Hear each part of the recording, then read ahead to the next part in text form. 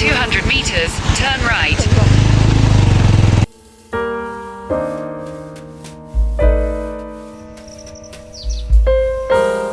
வாங்க போவோம்.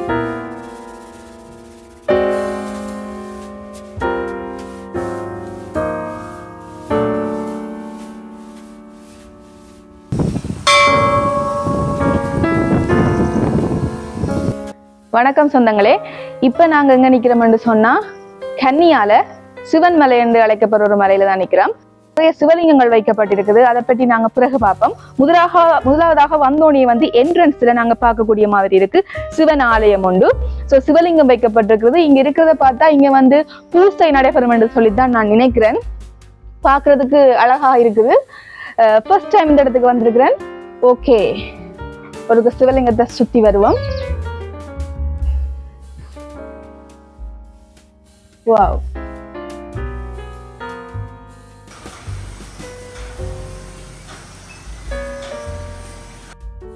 சரி வாங்க மிச்சத்தை போய் அங்கே பார்ப்போம்.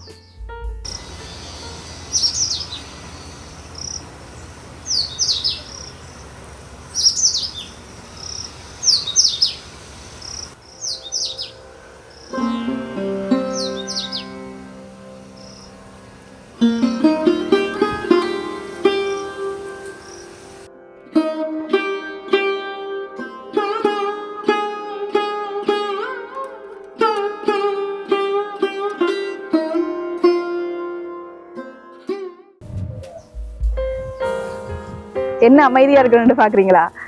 சிவன் மலைக்கு வந்தாச்சு. ஆகவே நானும் ஒரு இடத்துல இருந்து கொஞ்சம் தியானம் செய்யலாம் இருக்கிறேன். ஓகே, என்னதான் இருந்தாலும் மகத்தீராகிவிட முடியுமா நாங்க? ஓகே, இப்ப நாங்க வந்து இருக்கிற இடம் சிவன் மலை, தென்கைலாய சிவன் மலை. தட்சண கைலாய புராணத்திலேயே வந்து இந்த சிவன் மலையை பற்றி குறிப்பிட்டிருக்கிறாங்க.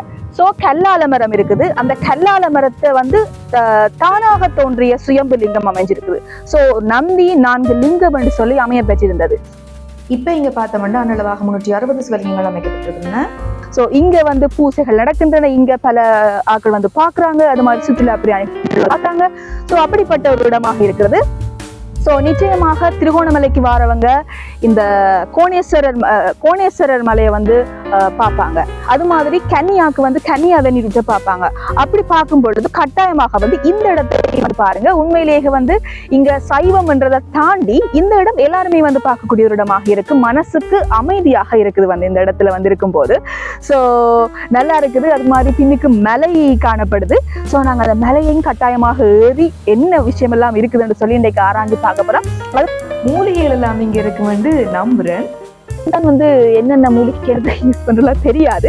பட் பாவம், முயன்ற அளவு தேடி பார்ப்போம். ஓகே, வாங்க தொடர்ச்சியா சந்திப்போம். ஹாய் அம்மா, நீங்க இந்த ஏரியாவா? நீங்க இந்த இடமா? இல்ல, இந்த கோயிலை பற்றி சிறப்பம்சம் உங்களுக்கு தெரியுமா? ஓ தெரியும். கதைக்கிறீங்களா? யாரோட கதைக்கும் வீடியோ எடுக்க சாமிஜிக்கு தரிசனத்துல காட்டித்தான் அந்த அம்மனை வச்சார். பிறகு லிங்கங்களை வைக்க வேணும் என்று எல்லா ஜனமும் வந்து வச்சது. வேற அவங்க வச்சு தந்திருக்கிறாங்க. நாங்க செய்யறோம் எல்லாத்தையும். ஆரம்பத்துல ஏதோ தானா தோன்ற லிங்கம் தானா தான் நாங்க தோன்றோம். அது அங்க மேலையா? மேல அம்மன். அது சாமிஜி தான். தரிசனத்துல அந்த வீட்டுலாம் சாமிஜி இருந்தவர். தரிசனத்துல காட்டித்தான் சாமிஜி இங்க கொண்டு வந்து வச்சவர். என்ன பேர் சாமிஜி? தில்லகுமாரர். இப்ப இருப்பாரா? இங்க இருக்கிறாரு. அந்த முன்னுக்கு இருக்கிறாரு. கல்லால மரம்ன்றது மேலையாம்மா? கல்லறை அம்மன். கல்லால மரம், கல் ஆலமரம். ஆலமரம் அந்த மேல இருக்கு. ஒன்று பட்டு போச்சு அதுல இருந்தது. முன்னுக்கு அதுல ஒன்று நிக்குது. ஓ, அதிலும் இருக்கு. ஏறி போற படிக்கட்டுங்க இருக்கு. ஏறி போற இதெல்லாம் போகணும். இப்ப நாங்க ஏறி போறோம்னா இப்படி போய் பார்க்கலாம். மேல போய் பார்க்கலாம். படிக்கட்டு இல்லைன்னா படிக்கட்டு கட்டுறதுக்கு வசதி வேணும். யாரும் உதவி செய்தா படிக்கட்டிட்டு வா.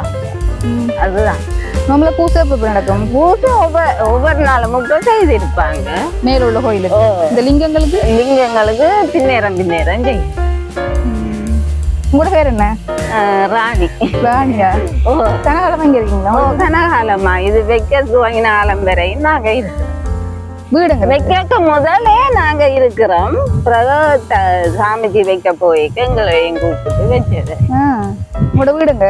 வீடு அங்க இருக்கு. நீங்களும் வந்து இங்க பராமரிக்கிறதா? ஓ, அந்த 35 லிங்கம் இருக்கு, அது நாங்க தான் செய்யறோம். சரியா சரி, ஓகே, நன்றி, போயிட்டு வாங்க.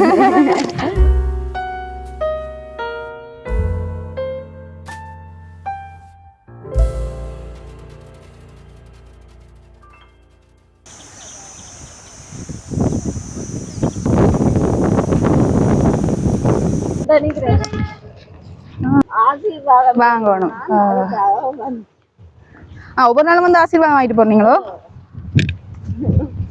இப்ப அந்த அங்க ஒரு கோயில் இருக்குதானே, அதுக்கு போனதால இங்க வாரது குறைவு. இன்றைக்கு தான் பயிர்வாங்க 10 நாள். உங்களோட சொந்த இடமே தானா? சொந்த இடம் யாழ்ப்பாணம். இங்க வந்து எவ்வளவு காலம்? இங்க வந்த காலம்.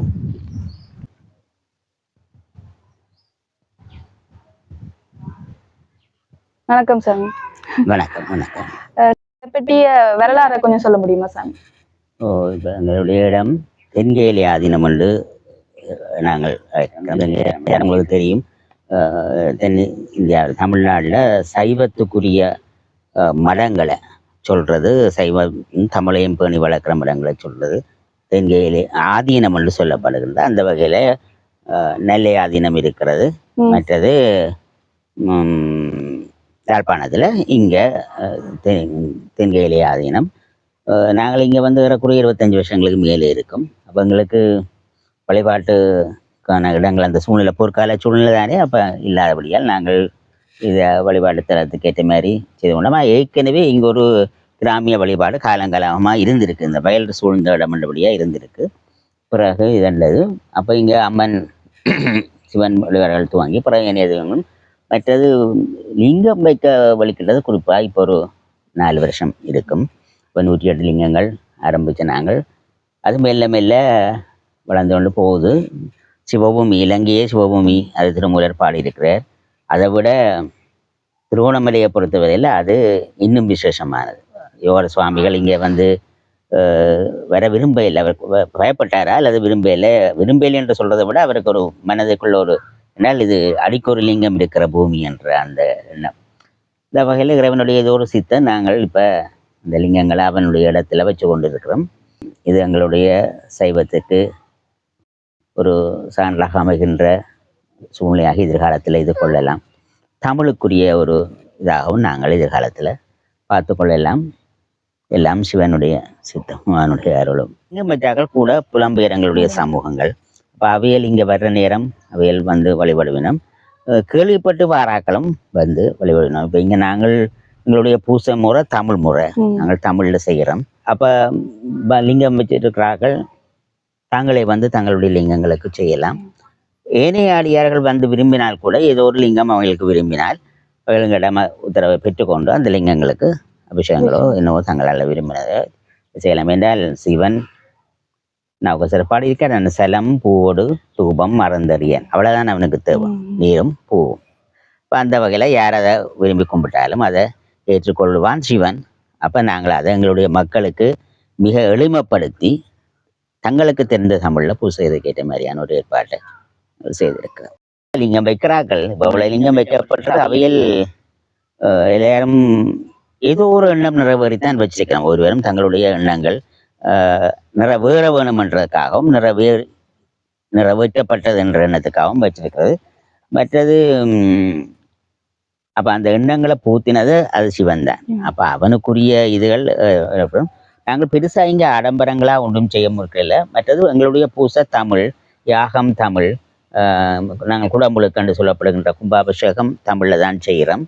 அதுக்கு காரணம் என்னென்றால் இவையெல்லாம் ஒரு காலத்தில் தமிழில் தான் இருந்தது. ஒரு 1500 ஆண்டுகளுக்கு முதல் அல்லது பல்லவர் காலத்துக்கு என்று சொல்லுவோமே, அப்படி ஒரு குறிப்பிட்ட காலத்துக்கு முந்தி பார்க்கல எல்லாம் தமிழில் தான் இருந்தது. என்றாலும் சராசரியான ஒரு மனுஷன் தெய்வத்தை பூசிக்கிறது கண்டால் அவன் எதில் பூசிப்பான்? அவன் மொழியெல்லாம் அவன் சொல்லி பூசிக்கணும். அப்போ அவனுக்கு ஒரு ஆசை இருந்தால், அவன் தெய்வத்தோட போய் உறவாடணும் என்ற ஆசை இருந்தால், அவன் கும்புறதுக்கு அவனுடைய மொழி தான், அவனுடைய தாய்மொழி தான் அவனுக்கு மிக உயர்ந்ததாக இருக்கும். அப்போ இறைவன் அவன் மொழிகள் இனங்கள் எல்லாத்துக்கும் அப்பாற்பட்டவன்.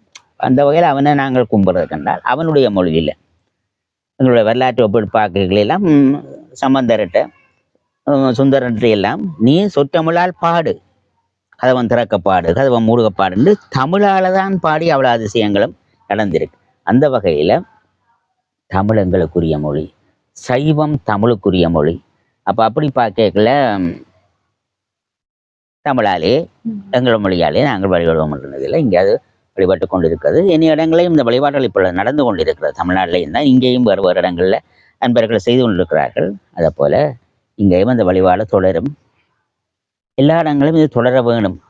இன்றைக்கு ஒரு இப்போ 1000 ஆயிரத்துக்கு முன்னுக்கு எப்படி இருந்ததோ இந்த சிவ வழிபாடு தமிழில், அந்த காலம் இன்னொரு குறிப்பிட்ட ஆண்டுகள் ஆகலாம், ஒரு கால் நூற்றாண்டாவது ஆக குறைஞ்சது ஆகலாம். அந்த வழிபாடு வர வேணும் என்றதான் எங்களுடைய விருப்பம். அது இன்னும் சிவனுடைய எண்ணம் எப்படி இருக்கோ அப்படி நடக்கும். லிங்கங்கள் ஒவ்வொன்றுக்கும் ஒவ்வொரு பெயர் இருக்குது. இதை பார்த்தீங்கன்னா உங்களுக்கு தெரியும், தர்மராஜ தேவேந்திர லிங்கம். ஓகே, அடுத்த லிங்கத்தை பார்ப்போம், இறைலிங்கம். இறைலிங்கம் நீங்க திருகோணமலையில கன்னியா பகுதியில் அமைஞ்சிருந்தீங்கன்னு சொன்னா வந்து பார்க்கலாம். அது மாதிரி உங்களுக்கு வந்து இந்த இடத்த வந்து பார்க்கணும், தரிசனம் பெறணும், அல்லது நீங்க சுற்றி பார்க்கணும்னு ஆசைப்பட்டா நீங்க வந்து திருகோணமலையில கன்னியா, நீங்க கன்னியா வெந்நீர் ரூட்டுக்கு போவீங்க எப்படியும். ஸோ கன்னியா வெந்நீர் ரூட்டுக்கு போயிட்டு நீங்க வந்து அந்த பாதையில தான் இருக்கு. நீங்க இடத்துல வந்து ஈஸியா அடையாளம் கண்டுகொள்ளலாம். நீங்க மற்றது வந்து சிவன் கோவில் கன்னியான்னு சொல்லி நீங்க நெட்ல தேடினாலும் உங்களுக்கு இந்த இடம் தென்படும்.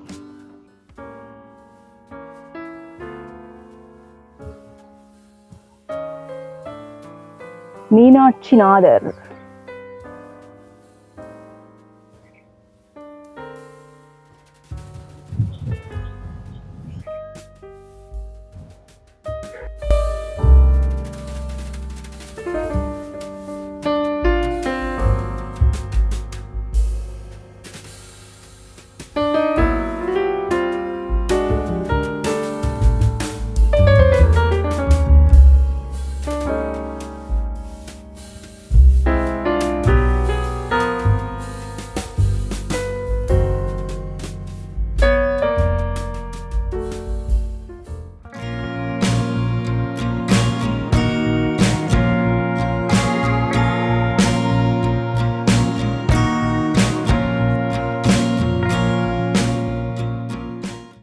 நாங்க இப்ப மலை ஏறப்புறோம். மலைக்கு மேல என்ன இருக்குன்னு சொல்லி போய் பார்ப்போம்.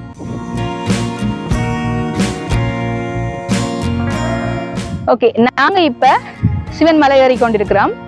சோ இதுல ஏறும் போது பாருங்க, இந்த பாறைகள் எல்லாம், இதெல்லாம் எனக்கு பாருங்க, இந்த பாறையெல்லாம் இவ்வளவு ஷேப்பா எப்படி இருக்குன்னு சொல்லி இப்ப திடீர்னு பார்க்கும்போது நான் விழாதாண்ட மாதிரி தோணுது. ஓகே, நாங்க இப்ப தொடர்ச்சியாக வந்து மலையேறும் போது மேலேயும் ஒரு கோயில் இருக்கிறதா சொன்னாங்க.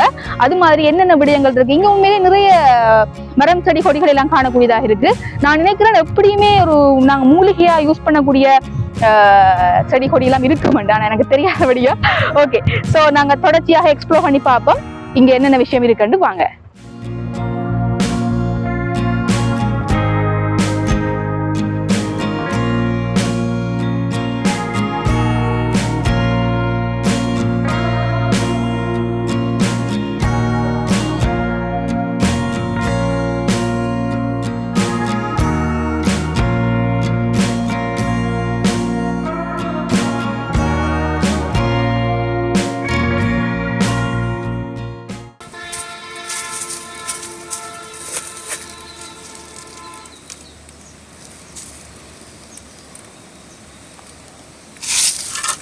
என்ன தென்கையிலேச்சரர் இங்க பூமரங்கள் பக்கத்துல இருந்தா நல்லதானே.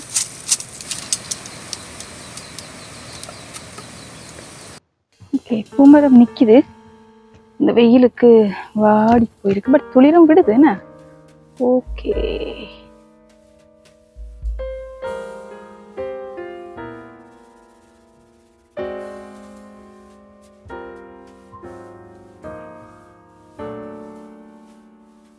இந்த பாறைகளை கொண்டே இந்த ஆலயத்துக்கு சிவரம் வச்சிருக்கிறாங்க.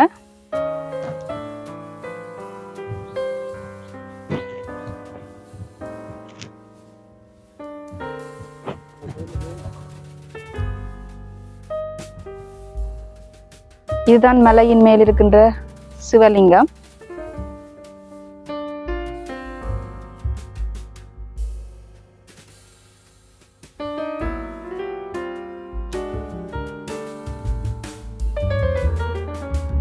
இப்போ இங்கே இருக்க அம்மன் கோயிலுக்கு போவோம். இங்கே அம்மன் கோயில் கட்டுமானங்கள் நடக்குது. நாங்கள் இறங்கி கொண்டிருக்கிறோம்.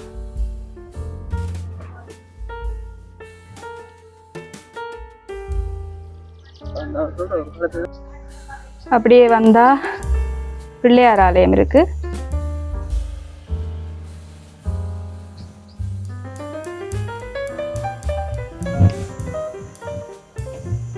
இறங்கி கொண்டிருக்கிறோம். ரைட்.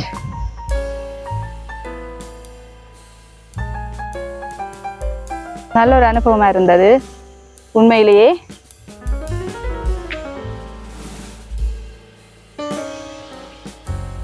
இது என்ன காய்? ஆலங்காயா?